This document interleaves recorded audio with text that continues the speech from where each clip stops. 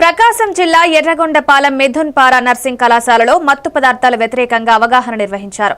హెచ్ఓసిపియు project worker Tirumalayya మాట్లాడుతూ HIV సుఖ వ్యాధుల పట్ల అవగాహన లేక యువత బారిన పడుతున్నారని ఆవేదన వ్యక్తం చేశారు. ఈ కార్యక్రమంలో సంస్థ సిబ్బంది, పీఈఎస్ నిరీక్షణ, మాభూని, జీ ప్రీతి తదితరులు పాల్గొన్నారు.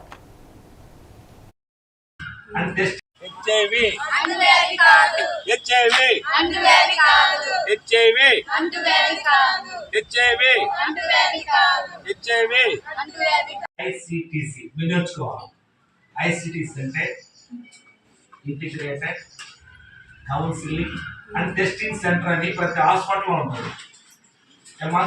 ప్రతి హాస్పిటల్లో ఏముంటుంది? ఐసిటి సెంటర్ ఉంటుంది.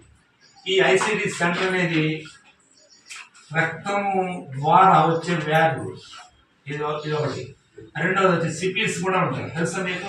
సిపిలిస్ అంటే సుఖ వ్యాధి, కంటికి కనిపించని వ్యాధి. దాని గురించి మాట్లాడాలి. ఇప్పుడు ఇది కూడా రక్త మార్పిడి వల్ల కూడా వచ్చే అవకాశం లేదు.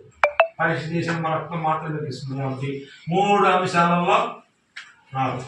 తల్లి నుంచి బిడ్డకు వస్తుంది కాబట్టి తల్లికి హెచ్ఐవి టెస్ట్ చేపించినప్పుడు తల్లి నుంచి బిడ్డకు రాకుండా ప్రభుత్వం ఒక ఇంజక్షన్ ఇస్తుంది. ఏరోబిన్ ఒక సూది, ఒక టాబ్లెట్ ఇస్తుంది. టాబ్లెట్ ఇచ్చినప్పుడు తల్లి నుంచి బిడ్డకు వచ్చే అవకాశం ఉంది. తల్లికి హెచ్ఐవి ఉంటే బిడ్డకు వస్తుంది ఖచ్చితంగా. గతంలో వచ్చేది. గతంలో గవర్నమెంట్ హాస్పిటల్ ఏం చేసేవాళ్ళు? ఒక్క సూది ఎంతమందికి వేసేవాళ్ళు? నేను చిన్నప్పుడు చాలా మందికి వేసేవాళ్ళు. నీళ్ళు పెట్టడం, అట్టేయడం.